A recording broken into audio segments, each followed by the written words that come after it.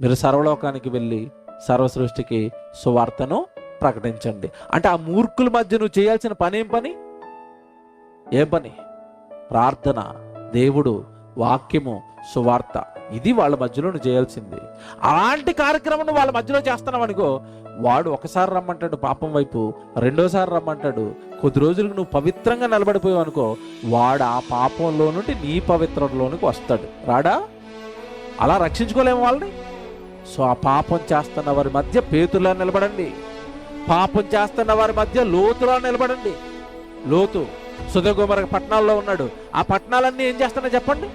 వ్యభిచారం. వాళ్ళ మధ్యలో ఉన్న లోతు వ్యభిచారం చేశాడా? లేదండి. నీతిగల తన మనస్సును దినదినం ఏం చేశాడట?